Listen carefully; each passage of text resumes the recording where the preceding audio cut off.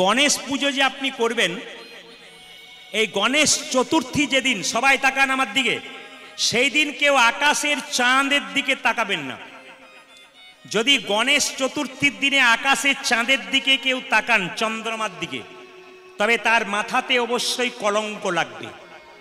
এ শুধু আপনার আমার লাগেনি তা নয়, ভগবান কৃষ্ণেরও লেগেছিল। হ্যাঁ, সত্যজিতের ভাই প্রসেনজিৎকে হত্যা করেছিল, এই জন্য ভগবানকে মাথায় কলঙ্ক নিতে হয়েছিল। শাস্ত্র বলছে স্বয়ং ভগবান নিজে গণেশ পুজো করেছিলেন কলঙ্ক থেকে মোচন পাওয়ার জন্য। এই জন্য গণেশ চতুর্থীর দিনে মায়েরা যদি কোনো ক্রমে আকাশের দিকে তাকান, একটু চাঁদ দেখতে পান, ভুলক্রমে দেখে নিন, জেনে দেখুন আর না জেনে দেখুন, আপনার দুটোতেই কিন্তু কলঙ্ক হবে। যদি তাকিয়ে নেন তাহলে কি করবেন? গণেশকে ভক্তি ভরে পুজো করে নেবেন। কেন কলঙ্ক হয়েছিল একটু তত্ত্বটা আপনাদের বলে দিই। খুব সুন্দর শিক্ষণীয় গল্প, তত্ত্বের মাধ্যমে কীর্তন, জীব শিক্ষার মাধ্যমে কীর্তন, মানুষের চৈতন্য জাগানো কীর্তন, মানুষের মধ্যে সনাতন ধর্মকে জাগানোর কীর্তন, মানুষের মধ্যে সব ধর্মকে সম্মান দেওয়ার কীর্তন, মানুষের মধ্যে সব জাতিকে ভালোবাসার কীর্তন। এ কীর্তনে কোনো বিবাদ নেই, এ কীর্তন সুবাদের কীর্তন, এ কীর্তন সমাজকে সুন্দর তৈরি করা কীর্তন। কি হিন্দু, কি মুসলিম, কি খ্রিস্টান, কি জৈন, প্রতিটি জাতির মানুষ এ কীর্তন শোনে। প্রচুর মুসলিম ভাইরা আমার কীর্তন শোনে। আমি যখন কলেজে পড়তাম তখন অনেক ছেলেকে আমি পড়িয়েছি। সেই ছেলেরা হাওড়া জেলার বিভিন্ন জায়গায় এখন কাজ করছে। তারা আমাকে ফোন করেছেন, স্যার আপনি এখানে এসেছেন এবং যেদিন থেকে আপনার পোস্টার দেখেছি আমরা খুব গর্বিত হয়েছি, আমাদের খুব আনন্দ হয়েছে যে আমাদের মাস্টারমশাই এখানে আসছেন। তো ওরা আমার কীর্তন শুনতে এখন এসেছে, আমার সঙ্গে দেখা করতে পারেনি ভিড়ের মধ্যে, ওরাও দাঁড়িয়ে আছে। ওরা আমাকে বলে আমার বাড়ির লোক সবাই আপনার কীর্তন শোনে, শুধু মুসলিম নয়, হিন্দু নয়, খ্রিস্টান নয়, প্রতিটি জাতির মানুষ। সুন্দর শিক্ষা দিলে কে না শুনবে? ভালো শিক্ষা, বিবাদ নয়। প্রত্যেকটি ধর্মের মানুষকে বলবো, আপনার নিজের ধর্মকে বড় করে অন্য ধর্মকে ছোট করবেন না, অন্য ধর্মের নিন্দা করবেন না। কেন বলুন তো? আপনি অন্য ধর্মের নিন্দা করে হয়তো আপনার মানুষের কাছে আপনি কিছুক্ষণ খুশি হবেন, কিন্তু ভগবানের কাছ থেকে আপনি আশীর্বাদ পাবেন না, একবারে পাবেন না। তা ভগবানের কাছে আশীর্বাদ পেতে গেলে প্রত্যেকটি ধর্মের বড় বড় মহাজনরা বলেছেন সব ধর্মকে সমান সম্মান দাও। হযরত মুহাম্মদ নিজের মুখে বলেছেন যে যিনি সব ধর্মকে সমান সম্মান দেন না উনি ধর্মই করেন না। যিনি সব ধর্মকে ভালোবাসতে পেরেছেন তিনি একমাত্র ধর্ম করতে পেরেছেন।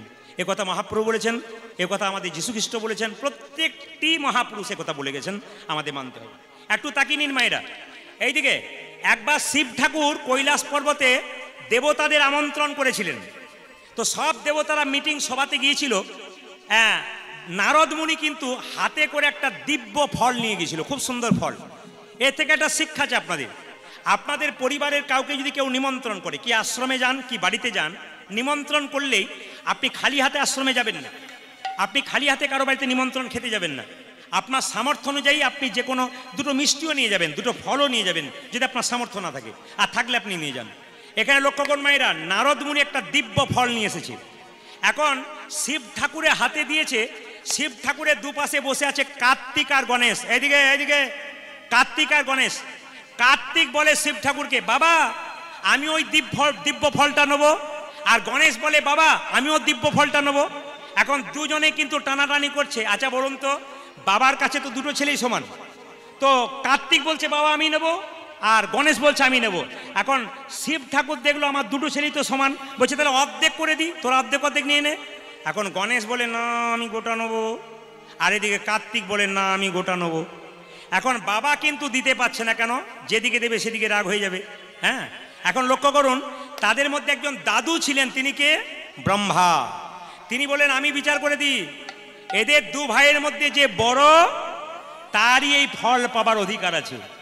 জোরে বলুন তো, কার্তিক বড় না গণেশ বড়? দেখি তো আপনারা কেমন জানেন। গণেশ, তাহলে কার্তিক কিছু একটা হবে একটু। আচ্ছা গণেশ বড় কারা কারা বলছেন হাত তুলুন দেখি। বেশ, ঠিক আছে, এবার হাত তুলুন। কার্তিক বড় কারা কারা বলছেন? কম উঠেছে, কিন্তু যারা কম উঠালেন আন্দাজ ওঠান যাই ওঠান, এক্ষেত্রে কিন্তু জেনে নিন কার্তিক বড়, গণেশ কিন্তু ছোট। ভালো করে শুনে নিন, গণেশ কিন্তু, হ্যাঁ শব্দ নয়, আস্তে আস্তে আস্তে, মাঝিয়া শব্দ নয়। এক্ষেত্রে কার্তিক কিন্তু, হ্যাঁ আপনাদের একটু জানিয়ে দিই, 21শে ভাদ্র 7ই সেপ্টেম্বর গণেশ পূজা, ডেটটা জানিয়ে দিলাম। 21শে ভাদ্র 7ই সেপ্টেম্বর গণেশ পূজা। সবাই লক্ষ্য করুন, কার্তিক বলে আমি নেব, গণেশ বলে আমি নেব। তখন পিতামা দাদু ব্রহ্মা বলে উঠলো এক কাজ করো, বলে কি? যে বড় সে নেবে। কার্তিক বড়, কার্তিককে দিয়ে দিয়েছে। মায়েরা, গণেশের চেহারাটা কেমন? নাদুস নুদুস চেহারা, ও কিন্তু রেগে গেছে দাদুর উপরে। সবাই যখন চলে গেছে তখন ব্রহ্মা বসে আছে আর আকাশে চন্দ্রমা বসে আছেন। শুনবেন মন দিয়ে, একবারে শুনবেন মন দিয়ে। আকাশে চন্দ্রমা বসে আছে আর একদিকে ব্রহ্মা বসে আছে। এখন দেখবেন নাতিদের দাদুর উপর রাগ হলে কি করে, আর গণেশ মোটা সরে তো এরকম করছে ব্রহ্মাকে। ব্রহ্মা তাড়াতাড়ি সরিয়ে দিচ্ছে। এই গণেশের রাগ যখন দেখাচ্ছে দাদু ব্রহ্মাকে, তখন সামনে চন্দ্র বসছিল আকাশের, ও কিন্তু হেসে ফেলেছে। যখনই হেসে ফেলেছে তখন গণেশ সঙ্গে সঙ্গে অভিশাপ দিয়েছে, তুমি আমাকে দেখে হাসলে, অভিশাপ দিলাম পৃথিবীতে আকাশে উদয় হলে তোমাকে যে দেখবে তারই জীবনে কলঙ্ক হবে। এখন যেই না অভিশাপটা দিয়ে দিয়েছে, ব্যাস তোমাকে যেই দেখবে তার কলঙ্ক লাগবে। এখন মায়েরা গণেশের অভিশাপ পেয়ে সে যখন ইন্দ্রদেবের কাছে গেল, ইন্দ্রদেব মাথা নিচু করে বসে আছে। গণেশ সঙ্গে সঙ্গে চন্দ্র জিজ্ঞেস করছে, তুমি মাথা নিচু করলে কেন? ওই তোমার মধ্যে কলঙ্ক লেগেছে, এখন তোমার দিকে তাকালে আমারও কলঙ্ক লাগবে। ছুটে এলো কার কাছে? ব্রহ্মার কাছে। যে ব্রহ্মার এত প্রিয় ছিল চন্দ্রমা, সেই চন্দ্রমাকে বলে উঠলো, না না না, তোমার দিকে আমি তাকাবো না, তোমার কলঙ্ক লেগে গেছে। ওই তাহলে উপায়টা কি? ওই যে তোমাকে অভিশাপ দিয়েছে তুমি তার কাছে যাও। চন্দ্রদেব গেলেন কার কাছে? গণেশের কাছে। গণেশের কাছে স্তুতি করলেন, গণেশের স্তুতি পাঠ করলেন। গণেশ খুব খুশি হয়ে বললেন, এই যে বলো চন্দ্রমা, তোমার স্তুতিতে আমি খুশি হয়েছি, তুমি কি চাও? বলে আমার কলঙ্ক থেকে মুক্তি করো। তোমাকে সারা বছর অভিশাপ দিয়েছিলাম 365 দিন, তুমি কজন অভিশাপ তুমি পাবে, তবে কদিন নেবে, 1 মাস না 2 মাস? বলছে না, আমি এত অভিশাপ দিলে আমি বাঁচবো কি করে, আমাকে লোকে তার দেখবেই না। তখন গণেশজি বললেন, তাহলে এক কাজ করো, বছরে একটা দিন, যেদিন গণেশ চতুর্থী, সেই দিনটাতে তোমার দিকে যে তাকাবে তারই কিন্তু কলঙ্ক লাগবে। তাই আপনাদের বারবার বললাম, এটা গণেশের অভিশাপ, চন্দ্রদেবকে কলঙ্ক কিন্তু লাগবে। তাই আপনাদের কাছে নিবেদন রইল, সেই দিন যদি ভুলক্রমে তাকিয়ে ফেলেন, গণেশজির পুজো করুন। আমি আপনাদের বলতে চাই, গণেশ পুজোতে তুলসী পাতা লাগবে না। মায়েরা, দাদা ভাইরা, ব্যবসার ক্ষেত্রে কোন গণেশ রাখবেন, বাড়ির ক্ষেত্রে কোন গণেশ রাখবেন? যে গণেশের 4টা হাত আছে সেই গণেশকে রাখবেন।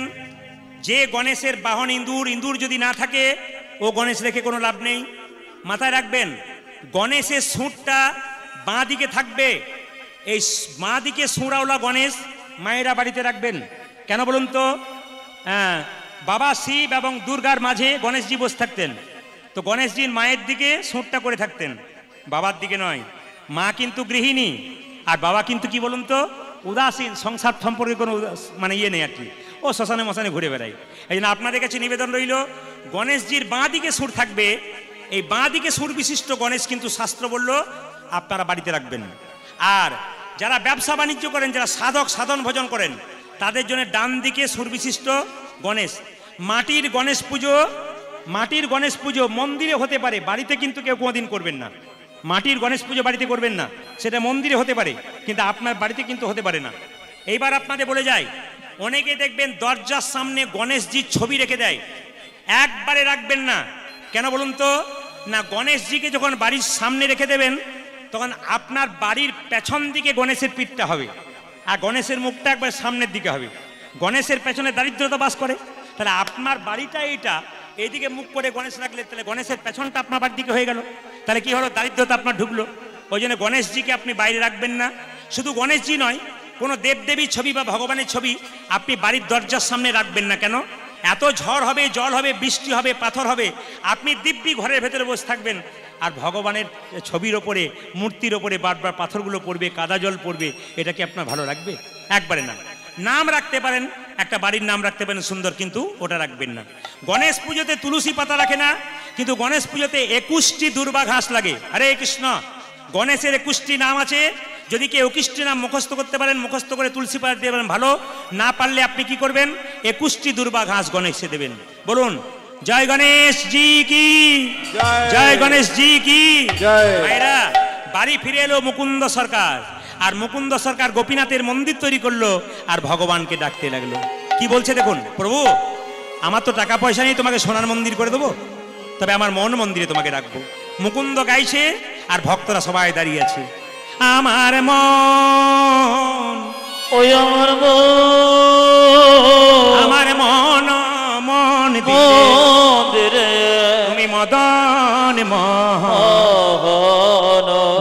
দাঁড়াবে গো আসি ডাকি ওই আমার মন মন্দির মদন মোহন দাঁড়াবে গো আসি ডাকি মন মন্দিরে মদন মোহন দাঁড়াবে গো আসি ডাকিয়া উলধ্বনি আমার মন মন্দিরে মদন মোহন দাঁড়াবে গো আসি ডাকিয়া। আচ্ছা, এখানে মুকুন্দ সরকারের বাড়ি কোথায় আপনারা কেউ বলতে পারবেন হাত তুলে? না না, আপনাদের নয়, মালদা জেলা থেকে একজন মুসলমান এলেন, তার নাম নবাব হোসেন সাহ। সে বলল আমার বড় পেটে যন্ত্রণা, আমি শুনেছি বড় লোকের চিকিৎসা করে না গরিবের চিকিৎসা করে, আমি ফকির সেজে এলাম, দেখি আমাকে চিনতে পারে কিনা। আমাকে চিনতে না পারলে আমার চিকিৎসা হবে, কারণ আমি শুনেছি মুকুন্দ সরকার নাকি ওই বড় লোকের চিকিৎসা করে না গরিবের করে। আমি তো বাংলার নবাব, আমাকে লোকে বলেছে তুমি ফকির সেজে যাও, তোমার চিকিৎসা হবে। তাই আমি ফকির সেজে এলাম। আচ্ছা, মুকুন্দ সরকারের বাড়ি কোনটা? বলছে ওই যে মন্দিরটা দেখতে পাচ্ছ, লক্ষ্য করে চলে যাও, দেখবে প্রচুর লোক দাঁড়িয়ে আছে, ওটা হচ্ছে মুকুন্দ সরকারের বাড়ি। নবাব হোসেন শাহ, বাংলার নবাব, হ্যাঁ, তিনি কি করলেন না, সঙ্গে সঙ্গে অনেক লোকের পেছনে দাঁড়ালেন, বললেন বাবা আমাকে একটু জায়গা করে দাও তো, আমি একটু চিকিৎসা করে নিই। মুকুন্দ সরকার সকালবেলায় গাইছে আমার মন মন্দিরে মদন মোহন দাঁড়াবে গো আসি ডাকি যা। আমার মন মন্দিরে মদন মোহন দাঁড়াবে গো আসি ডাকি আমার মন মন্দিরে মদন মোহন দাঁড়াবে গো আসি ডাকি যা। ওই আমার মন মন্দিরে মদন মোহন দাঁড়াবে গো আসি ডাকিয়া। কাঁদিয়া কাঁদিয়া তব নাম লইয়া আমি কাঁদিয়া কাঁদিয়া তব নাম লইয়া কাঁদিয়া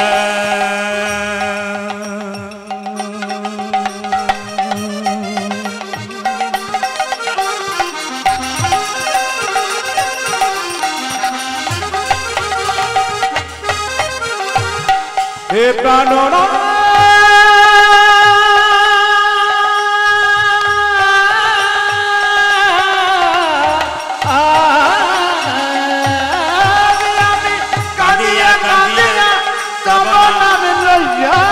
জলে বুক ভাসাইয়া আমি কাঁদিয়া কাঁদিয়া তব নাম লইয়া জলে বুক ভাসাইয়া।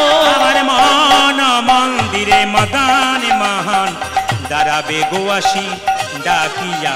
আমার মন মন্দিরে মদন মোহন দাঁড়াবে গো আসি ডাকিয়া। চশমা পরে যিনি বসে আছেন তাকে ডাকছি, চশমা পরে একটু উঠে আসুন, আপনি আসুন, চশমা পরে আপনাকে ডাকছি। না না, আপনাকে না, আপনি বসুন। মুকুন্দ সরকার ডাকছে নবাবকে, বসুন। মানে নবাব চশমা, এই যে এই যে এই যে এই যে এ তোমাদের মধ্যে সবচাইতে গরিবকে? নবাব হোসেন শাহ এসে বলল আমি। কি নাম তোমার? আমার নাম হুসেন ফকির। দেখি দেখি দেখি দেখি কি হয়েছে? আসলে আমার পেটের যন্ত্রণা হয়েছে। কই দেখি, এক কাজ করো তো, জামাটা খুলে ফেলো তো। এত বড় বাংলার নবাব বলছে আমি জামা খুলতে পারি, পেটের রোগ যদি ভালো না হয়, তোমার একদিন কি আমার একদিন। আরে বাবা জামাটা খোলো। এখন মুকুন্দের ভয়ে নবাব হোসেন শাহ জামাটা খুলে দিয়েছে। এবার এক কাজ করো, মাটির বারান্দাতে গড়াগড়ি দাও। মুকুন্দ সরকারের কথায় নবাব আরো রেগে বলছে কালের কাল বর্ষাকাল হরিণে চাটে বাঘের গাল, নেহাত বেকায়দায় পড়েছি, পেটের যন্ত্রণা যদি ভালো না হয় তোর দেখবে আমি কে এসেছি। আরে কি ভাবছো, গড়াগড়ি দাও। যেই না নবাব হোসেন শাহ মুকুন্দের কথায় ফকির সেজে ধুলোই গড়াগড়ি দিয়েছে, অমনি চমকে উঠে বলল কবিরাজ কি তোমার মাটির বারান্দাতে ওষুধ দেওয়া থাকে নাকি? মুকুন্দ সরকার বলছে সবাইকে দিতে দিতে এক আড্ডু পড়ে যায়, তোমার হয়তো কাজে লেগে গেছে। কই দেখি দেখি, হাঁ করো তো, তোমাকে আসল ওষুধটা দিয়ে দিই। যেই না হাঁ করেছে অমনি আসল ওষুধটা দিয়েছে, আর মুকুন্দ সরকারের ওষুধে নবাবের রোগ ভালো হয়ে গেছে। মায়েরা তাহলে বলুন তো, ধুলাই গড়াগড়ি দিল কিন্তু তার অর্ধেকটা রোগ ভালো হয়ে গেল কেন? ভক্তপদ ধুলিয়ার ভক্তপদ জল, ভক্তপদ ভক্ত ভক্ত শেষ হয় তিন তিনি মহাবম। হরিনামের আসরে যেখানে হবে কোন ভক্ত বা ভক্তিমতী মা যদি কীর্তনের শেষে একবার গড়াগড়ি দিতে পারে, তবে তার দেহ রোগ নয়, তার ভব রোগ দূর হয়ে যায়। ভক্তের চরণ ধুলা চরণের জল যদি কেউ একবার মাথায় নিতে পারে তবে ভক্তের ভক্তি সঞ্চারিত হয়। মায়েরা তাকাবেন, এইদিকে তাকাবেন।